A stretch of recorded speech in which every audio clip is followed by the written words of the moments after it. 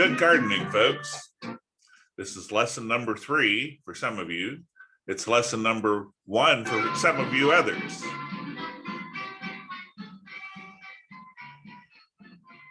Reason being, there was a mix-up at liveclasses.com as to when the class was starting. I said it was the 24th. They advertised it for the 31st.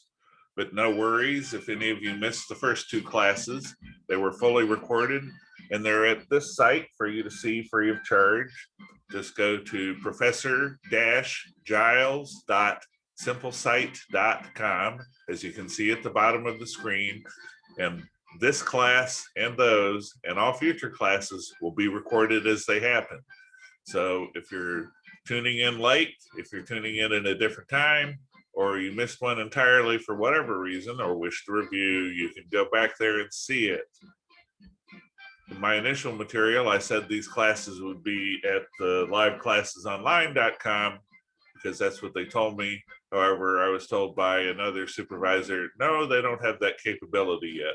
So we recorded on YouTube and we linked it at our site, and you can go to my site and see them. It's real easy to do.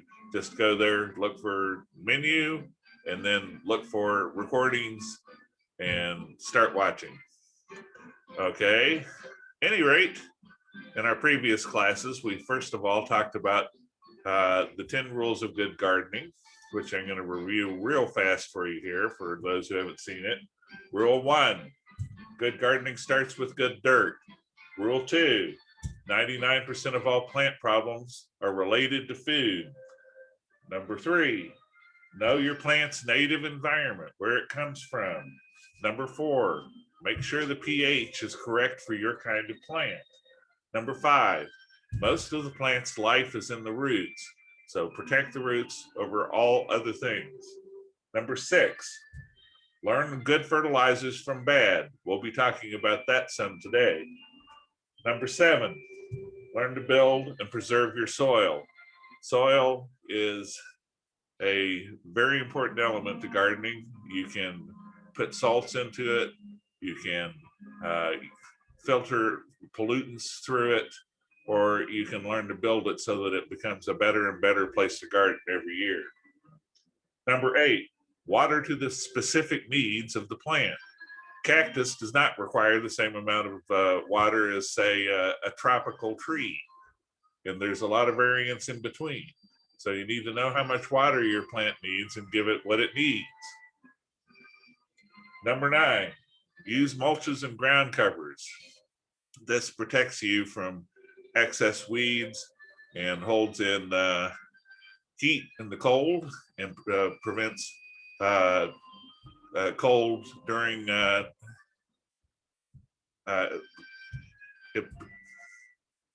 sorry, there's a spider crawling on my stand here. Excuse me. He's distracted me. Get, go away. I don't want any spiders. Thank you. Goodbye. Pardon for the technical problem. So I was saying mulches act kind of like clothing to plants. They protect it in the cold. They protect it in the heat. Number 10, learn what zone you are in. And we're going to talk about that right now in a little more detail. It's just about planting time. You need to know when you can plant. Let me get this a little closer for you so you can see it.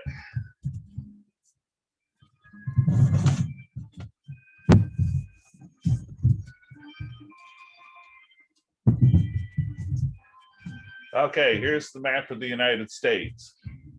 Way down here in the southern tip of Florida is zone 10.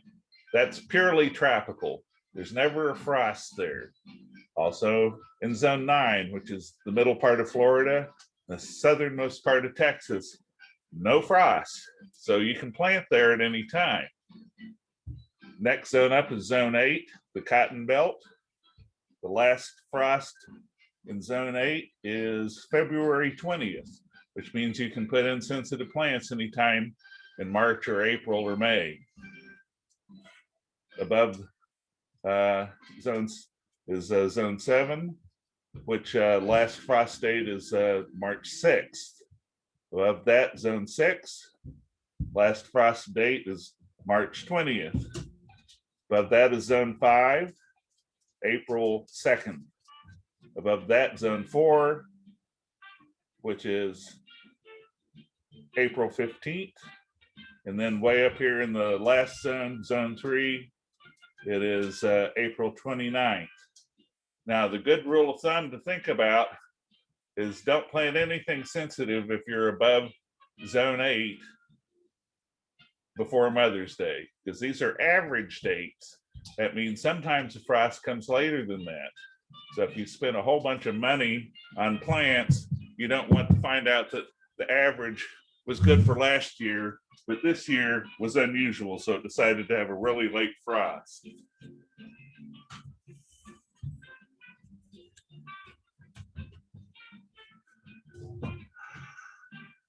So in our second class, I showed you how to do some basic planting and showed you a few products and talked about what's best to get when you are planting. We planted some tomatoes, and by the way, a lot of those have already sprouted. They were under a grow light in the other room where I'd show them to you, but they sprout quick and they grow quick this time of year. We are looking at a projected outdoor planting date of Mother's Day, which is what I just told you. And I'm planting a bunch of other plants outdoors that will not sprout as quickly because there's still cooler weather at night. But some seeds are more hardy and others are not, and I can't bring in 5,000 plants every day, so I just keep the ones that I'm nearest and dearest to indoors under grow lights, and the others can somewhat take their chances outside. Okay, fertilizers. There are good fertilizers and there are bad fertilizers. 90% of what you're going to find in the market are bad fertilizers. What makes it bad? Well, for one, it runs off quickly, doesn't stay where it's supposed to and feed the plant. It turns into water, flows away. I mentioned this some last week. A particular fertilizer that I've found in just about all parts of the country, even at Walmart sometimes, but certainly in most nurseries that are well equipped, is Osmocote. Now, you're going to go into sticker shock when you see how much it is. I went to a nursery this weekend. 50 pounds of it were $150. That's a bit pricey. If I had 50 pounds of it, I could make it last in my garden for 2 or 3 years. But I decided to settle for just the small ones. This size is $18.99. But it's worth it because it doesn't pollute and it feeds the plant for 6 months. So think of this as 6 times the amount of regular cheapo fertilizer, but it doesn't pollute. So in that sense, it's a really good deal and makes it more economical. In other words, instead of it being $20 worth of price, it's 1/6 of that. If you were comparing it apples to oranges here. Another fertilizer I always use, fish emulsion fertilizers, either fish poop, fish scales, fish whatever, fish juice basically. It doesn't have much nitrogen in it, so it's not going to run off and burn the soil, or damage the plants or pollute the waters, but it has lots of micronutrients in it, some of which are not in granulars. So I always use that when I'm watering, and it definitely improves the health of the plant, helps it avoid diseases. Diseases are coming up. You're not going to see those right away, but when we get into the warmer weathers of June, bang, we're going to start seeing funguses. And you will find out whether your plants are healthy or not by how many funguses you get starting in June. The other thing that I mentioned a great deal the other day was pH.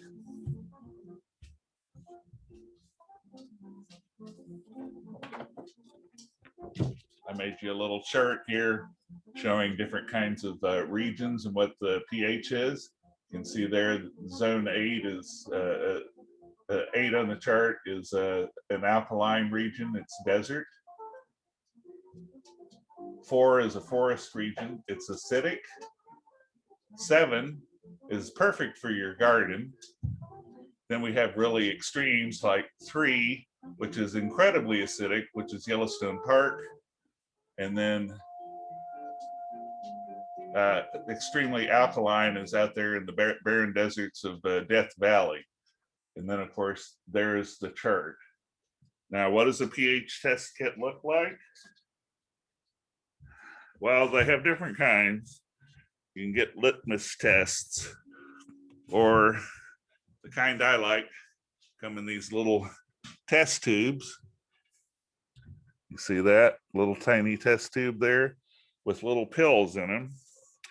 And they have a little chart that goes with them to tell you what you have. Basically, what you do is you put dirt in it up to a little bit of line there and fill it up with water, and then drop one of these tablets in there and shake it up until it dissolves.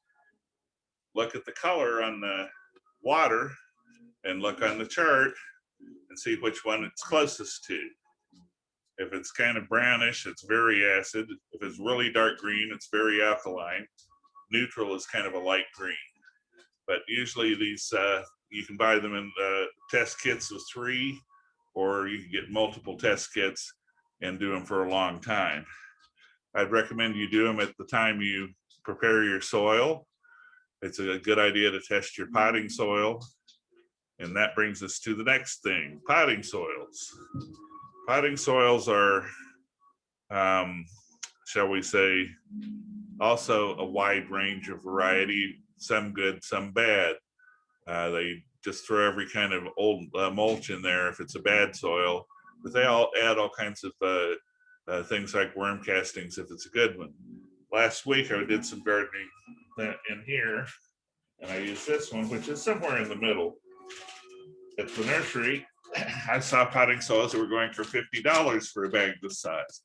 I'm not paying $50 for a bag of dirt. This one was closer to 20, but did have some good things in it, and it's neutral pH, so I didn't have to mess with the pH on it. I also went to Walmart, bought a bag of their $5 potting soil, which will work. It's not the greatest stuff in the world, but I only have to use it until the plant's big enough for me to stick in the ground. It is, though, full of all kinds of deceptions. First deception being, says here on the label, feeds up to 6 months. Well, I said, holy smoke, what kind of potting soil feeds any time at all, much less 6 months? So I look at the label on the back, and its guaranteed analysis has 0.05 total nitrogen. So 0.05% of nitrogen is in this bag. Now, nitrogen by itself will not feed for 6 months. Of that 5%, 0.03% of it is a slow release fertilizer. So there's less fertilizer in this bag that is in a cup full of rainwater. But they are correct, it will last for 6 months. It would not feed the plant one day. So that's deceptive advertising. But I wasn't buying this for its fertilizer content anyway. I was buying it as a medium to plant plants in. And what I would do with this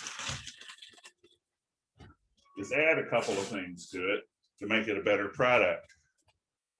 The first thing I would add to neutralize the pH is this really heavy bag of pelleted limestone. That weighs about 50 pounds.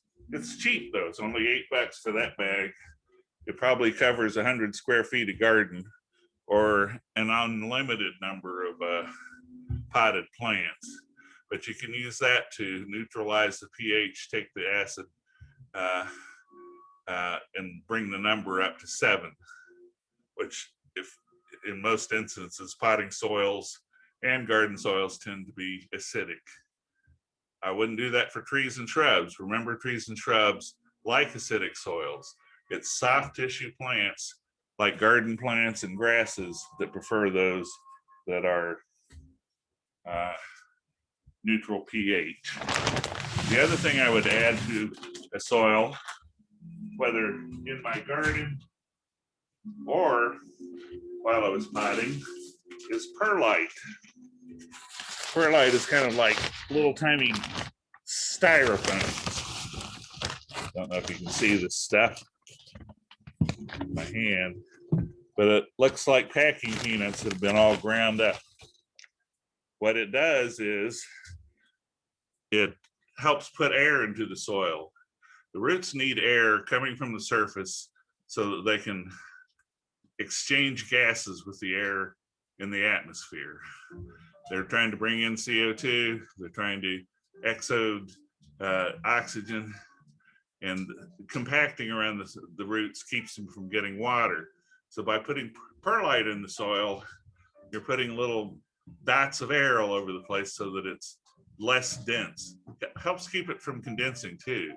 Some people like vermiculite, which is a little bit cheaper than perlite, but I find it still condenses quite a bit with vermiculite where it doesn't with perlite. So if you're going to buy one or the other, stick with the perlite, not the vermiculite. Oops.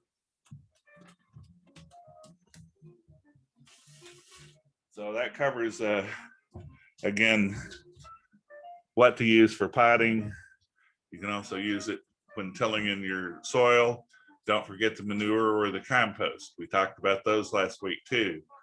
Best manures are one, human manure, which you can buy is already processed waste as Nutri-Green or Dillo dirt, or if you can find a place that takes stuff from water treatment plants and recycles it, they do a good job preparing it. They put it out in giant warehouses, turn it with a tractor, bake it, add in other materials so that it practically has no smell anymore, and it's completely safe. It's FDA approved for all kinds of gardening, including vegetable, and it makes for absolutely wonderful vegetables. Short of that, other animal manures would be pig manure, which I would also recommend age at least a year. I don't know if I've ever seen it on the market, but if you live in the country, it's readily available if you want to try and use that in your garden. It just has to age first, and you're going to want it to age because it stinks.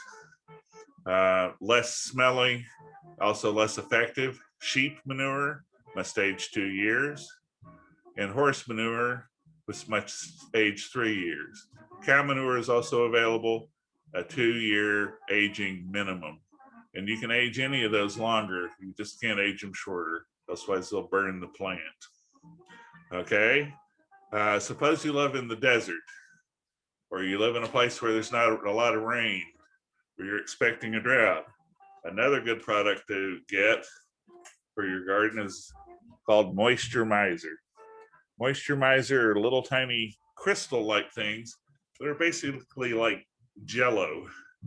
Well, they're a little more rubbery than Jello, but what they do is when they get wet, they suck in about 15 times their own weight in water, and thus you don't have to water very often. You mix that in with the soil, and it really retains the water a long time. I would warn you though, you use a lot less of it than you think. I've put it in pots before and come back and the pot basically erupted like a volcano with all these green blobby things that were full of water. I put in too much of the stuff. But if you live in a desert, this will cut down your watering bill and keep your plants from drying out too fast. Moisturizer, great product.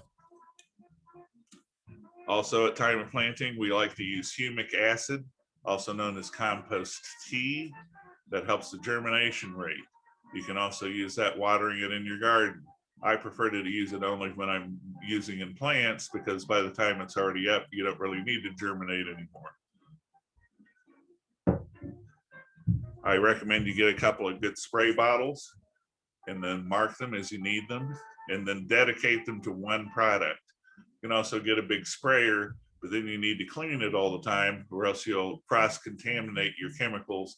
And one time using herbicide, the next time insecticide, well, guess what? That herbicide's still in there and can damage the plant. So if you get several spray bottles and mark them, then you can avoid cross-contamination. And of course, if you're an organic gardener, you're going to say, well, I'm not going to use those chemicals. Well, there's other things you can use. You can make your own pest deterrent. My favorite mix would be ground up tobacco mixed with ground up hot peppers and you spray that onto a plant, and that'll keep out a lot of the bugs. But you still have to have some kind of sprayer to do that. So you can make a hot tea that will help, won't stop the insects, but it'll slow them down. You'll see a lot of products on the market that are specific to a plant. Orchid food, tomato food, you know, grass fertilizer, tree fertilizer. There's an example of some tomato booster TNT. Now, most of these are kind of redundant. It's marketing, because one good fertilizer that feeds one plant feeds them all. You can buy a specific one that is kind of tweaked and tailored specifically for that plant. It might have extra micronutrients that particular plant needs. But the whole point of plant food is the food.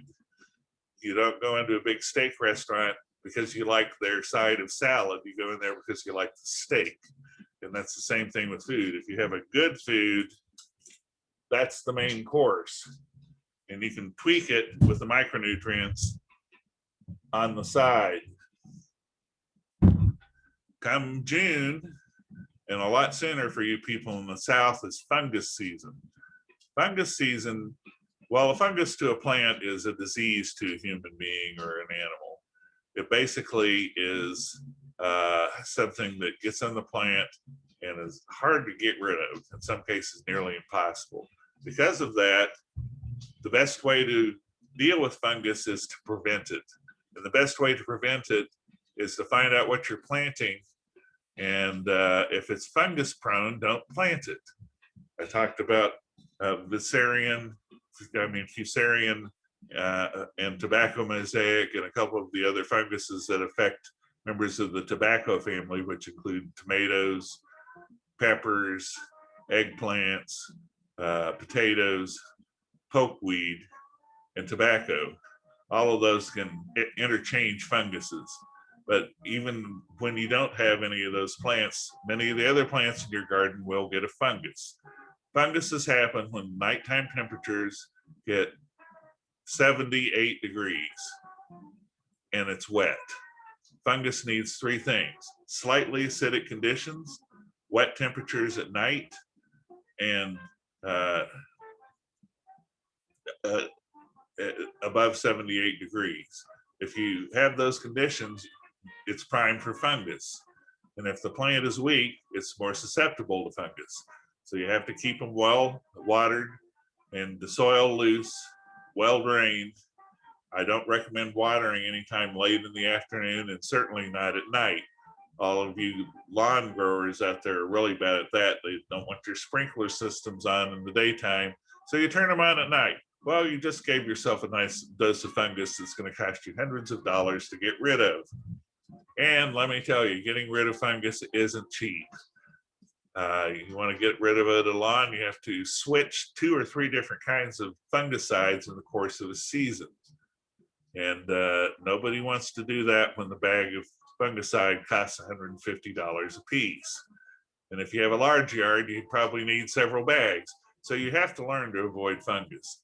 Out on the lawns, the best way of avoiding fungus is to every other year do an aeration with a plug style aerator. Pull little plugs of dirt out of there that are turned into holes. And then you take some type of soil manure. You have to get a dump truck load of it and spread it about 1/4 of an inch deep over the entire lawn. It'll fill up those holes with a nice loam dirt. And now the water can sink into the ground rather than sit up at the surface and cause funguses. I'd recommend doing that every 2nd or 3rd year at the most, especially if you have clay soils. And the fungus is always going to happen in a sunny area of the yard where water tends to puddle. And it looks like yellowing grass. A lot of people look at that and say, oh, it's hot. I must need to water more because the grass is turning yellow. Well, you just did exactly the wrong thing. So fungus in lawns, really bad in June, worse in July, starts to go away in August. At the end of August, pretty much the temperature at night drops to the point funguses can't happen anymore, okay? Also, we're going to talk a little bit now about where to set up a garden. it's not just enough that you have the right soil. You have to keep in mind that plants have other conditions that they need. Suppose you have identical parts of soil in two different parts of the yard, right? Your neighbor across the street grows roses. They're beautiful all afternoon. They've got full sunshine hitting right down on those roses, and they're gorgeous. But you try and plant them in your front yard, and they do terrible. You got the same soil conditions as him. What's the difference? Your house is shadowing those rose plants. They're not getting afternoon light. All plants that make flower or make vegetable pretty much, and there's a few exceptions, but not many, need 4 hours of direct afternoon sun.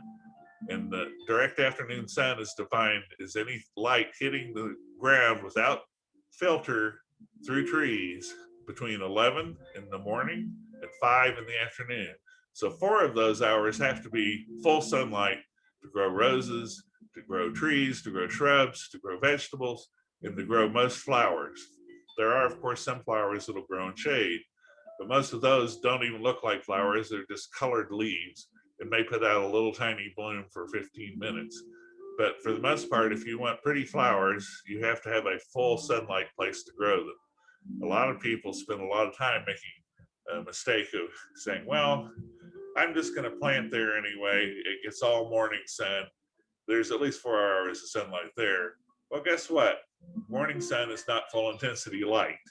You don't get full intensity light till 11 o'clock.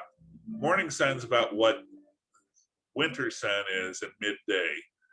In other words, the sunlight becomes less direct as the sun goes further into the southern hemisphere. And so because of this, people put gardens in the wrong spot, and they're fighting with them forever until they figure out they're going to have to move their house in order to have a garden there. Unless you're planning to knock down your house, it might be a better idea to plan a garden in accordance with the light that you have. Okay?